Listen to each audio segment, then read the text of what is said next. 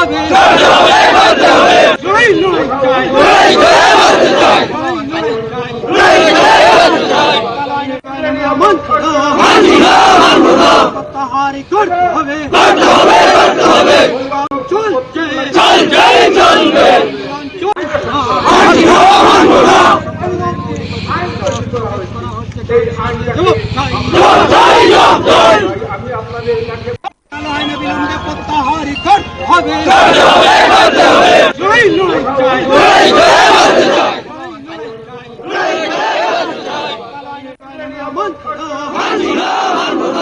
প্রত্যাহারই করতে হবে, প্রত্যাহারই করতে হবে, চলছে চলবে,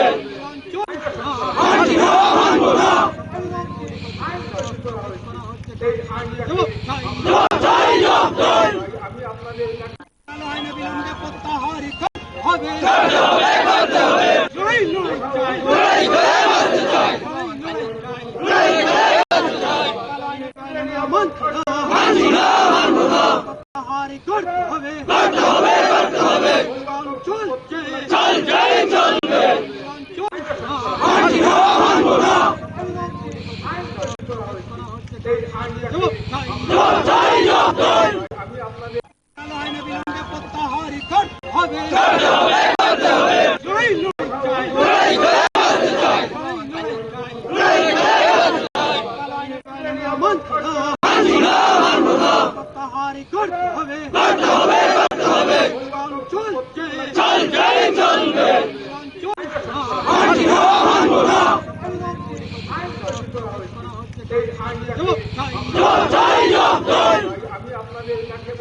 করতে গিয়ে জাতীয় কংগ্রেসে প্রথম পূর্ণ স্বরাজের দাবি যে করেছিলেন মৌলানা আবু কালাম, প্রথম ভারতবর্ষে পূর্ণ স্বরাজের জাতীয় কংগ্রেসের নেতৃত্বে ভারতবর্ষে আন্দোলন চলছে ব্রিটিশ সাম্রাজ্যবাদকে হটানোর জন্য, কিন্তু পূর্ণ স্বরাজের জন্য প্রথম দাবি করেছিলেন একজন সংখ্যালঘু বন্ধু।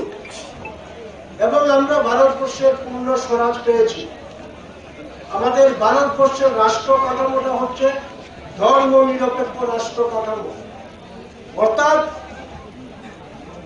বিবিধের মাঝে দেখো মিলন মহান, বিভিন্ন ধর্ম বর্ণ এগুলো থাকবে, এরা ধর্মীয় ব্যাপার হচ্ছে যার যার নিজস্ব, কিন্তু রাষ্ট্রের ভূমিকা হবে নিরপেক্ষ। রাষ্ট্রের ভূমিকা হচ্ছে নিরপেক্ষ, সমস্ত ধর্মের প্রতি শ্রদ্ধাবান থাকবেন, এটা হচ্ছে আমাদের সংবিধান প্রদত্ত রাইট। এই সরকারটা, বিজেপি সরকারটা ভারতবর্ষে প্রতিষ্ঠিত হওয়ার পর মানুষের যে সমস্যাগুলো আছে, অন্ন, বস্ত্র, বাসস্থান, চিকিৎসা, এগুলো দিতে পারছে না।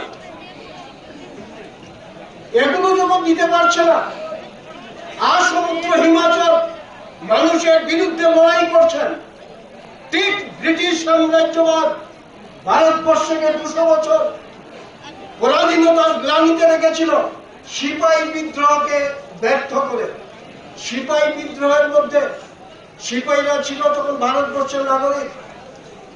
এই সিপাহীরা ব্রিটিশের বিরুদ্ধে তারা জেহাদ ঘোষণা করেছিল। জেহাদ ঘোষণা করার পর ব্রিটিশ অত্যন্ত সুকৌশলে, আপনারা জানেন হিন্দু ধর্মাবলম্বী যারা আছেন তারা গরু নিষিদ্ধ, তারা গরু খান না।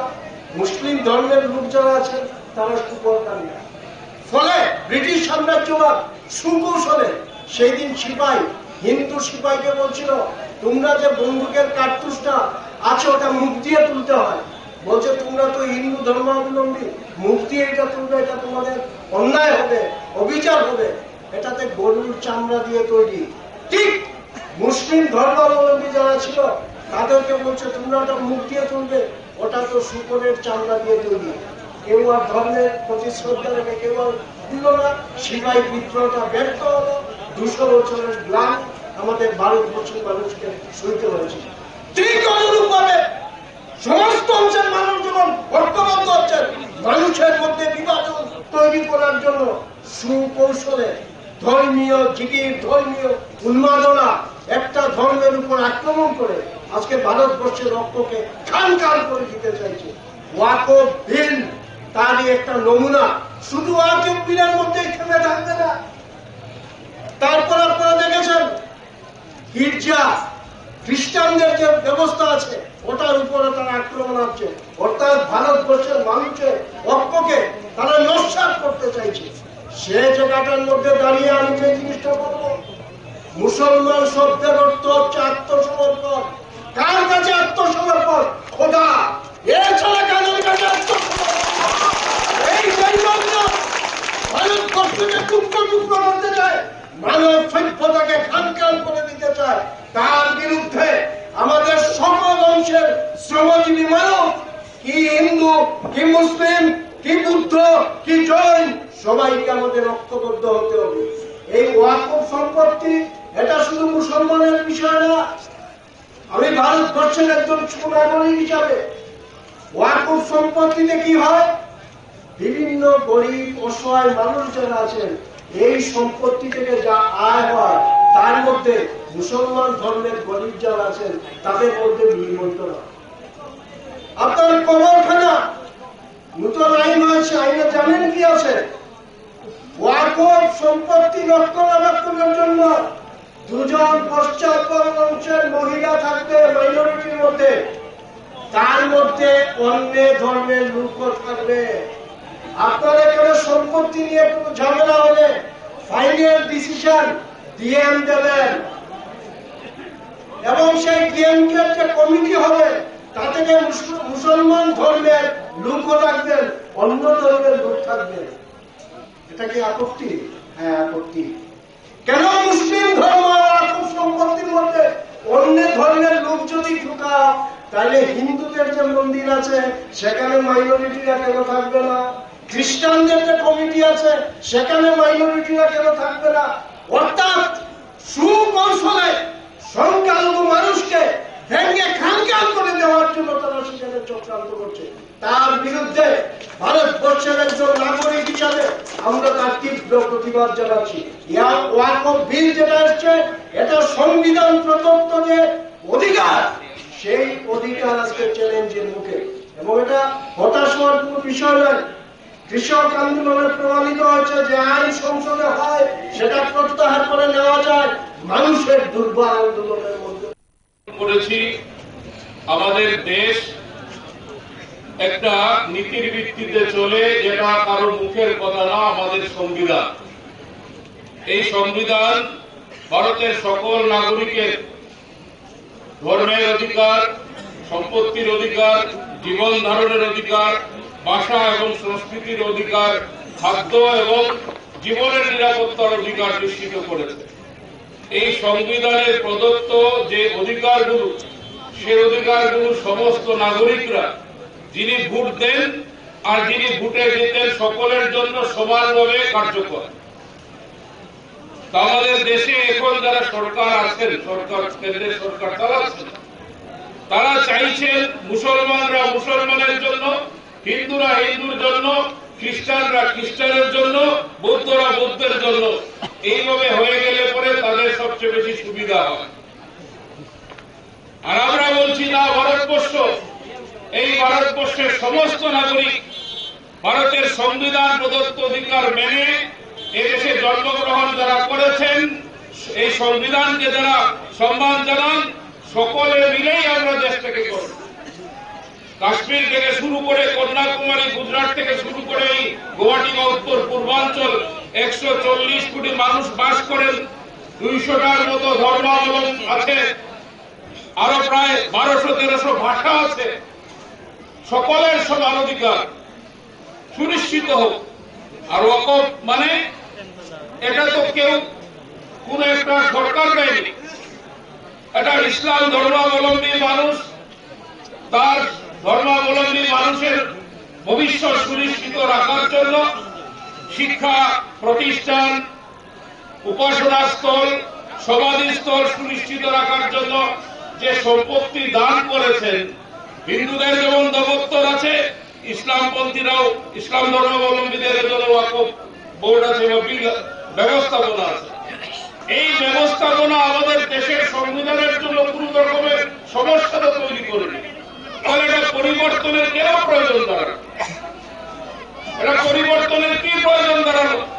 ওয়াকফ বিল বা ওয়াকফ আইন এটা পরিণত করা হলো এই সমস্ত অধিকার আজকে অসুরক্ষিত থাকছে।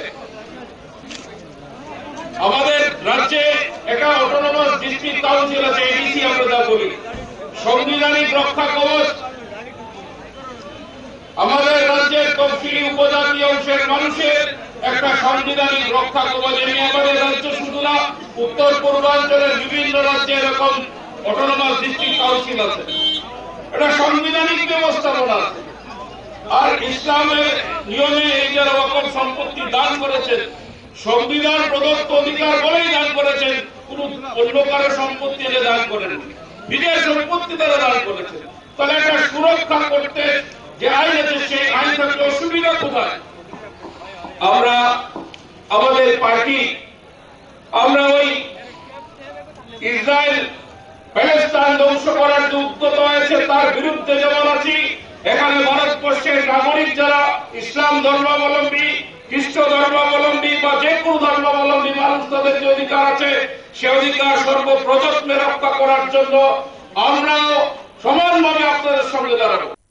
কৃষকরা 1-2 দিন না 13 মাস দিল্লিতে অবস্থান করেছেন। 13 মাস 750 উপর শহীদ হয়েছেন। সমস্ত কিছু ছেড়ে এই আন্দোলনে সামিল হয়েছেন। এই আন্দোলনটাকে কোন ধর্মীয় শিকল দিয়ে বাধা হয়নি, আলাদা করে একজুট হয়েছে। আর একজুট ছিল বলেই কেন্দ্রের সরকার বাধ্য হয়েছে এই আইন তৈরি করে এটাকে কার্যকর করা থেকে বিরত থেকেছে। আপনাদের কাছে আবেদন থাকবে, ওয়াকফ এই সংশোধনী যে আইন, এটা মনে করবেন না শুধু মুসলিম মানুষের বিষয় না, নিশ্চিতভাবে একটা নির্দিষ্টভাবে মুসলিম মানুষরা এটা ক্ষতিগ্রস্ত বা লাভবান হবেন। কিন্তু এটাকে রক্ষা করার জন্য প্রশ্ন যে বিষয়টা এসেছে, পার্লামেন্টে 40 জন মাত্র ইসলাম ধর্মাবলম্বী মানুষ আছেন, মুসলমান মানুষ আছেন, তাহলে 232 জন হলেন কেমন করে? 232 হয়েছেন। আর সব ধর্মাবলম্বী মিলে তো যারা গণতন্ত্রকে মানেন, যারা ত্রিবর্ণ রঞ্জিত জাতীয় পতাকাকে সম্মান করেন, যারা ভারতের সংবিধানকে সম্মান জানান, আমরা এরকম একটা যৌথ আন্দোলন গড়ে তুলতে চাই। এটা আলাদা আলাদা করে হলে পরে সুবিধা হবে যারা শাসক পর্ব। ব্রিটিশরা আমাদেরকে এভাবে ভাগ করে শাসন করেছিল, আর আজকে যারা কেন্দ্রের সরকার আছেন তারা সেটা চাইছেন। আমরা এটা করতে দেব না, এই কথাই আজকে আমরা বর্তমান 2025 সালের ওয়াকফ অ্যামেন্ডমেন্ট বিল যেটা বা পরবর্তী সময় অ্যাক্ট করা হচ্ছে, তাহার বিরুদ্ধে আমরা গণতান্ত্রিকভাবে আমাদের ধর্মনগরের উত্তরাঞ্চলীয় কেন্দ্রীয় পরগনা এবং আঞ্চলিক পরগনা কমিটির যৌথ উদ্যোগে এটা আহ্বান করা হচ্ছে। এতে সহযোগিতা করেছেন আহলে সুন্নাত, ওলামাতুল কামির এবং অল ইন্ডিয়া এই জমিয়তে উলামা হিন্দ, এই সংস্থাগুলো আমাদের ইসলামিক বিভিন্ন সংস্থাগুলো আমাদেরকে সহযোগিতা করছে। আজকে আমরা শান্তিপূর্ণভাবে এই অ্যামেন্ডমেন্ট অ্যাক্টের বিরুদ্ধে, আইনের বিরুদ্ধে আমরা গণতান্ত্রিক পদ্ধতিতে আমরা সুশৃঙ্খলভাবে আমাদের এই আন্দোলন আজকে চালিয়ে যাচ্ছি। এখানে সহযোগিতা করছেন আমাদের হিন্দু ভাইয়েরা, বিভিন্ন জায়গা থেকে ধর্মনগর থেকে আসছেন। সেটা আমাদের আন্দোলন নয়, এখন সেটা হিন্দু মুসলিমদের আন্দোলনে পরিণত হয়েছে। ধর্মনিরপেক্ষকে রক্ষার্থে এবং সংবিধানকে রক্ষার্থে আমাদের এই আন্দোলন আজকে সংগঠিত করা হচ্ছে। পরবর্তী সময় আরও বিভিন্ন আন্দোলনগুলো সংগঠিত হবে এবং তারা জারি থাকবে। বেনতলা বাজারে আমরা বেলা 11 ঘটিকা থেকে 2টা অবধি আমাদের এই আন্দোলন কর্মসূচি আমাদের চলবে।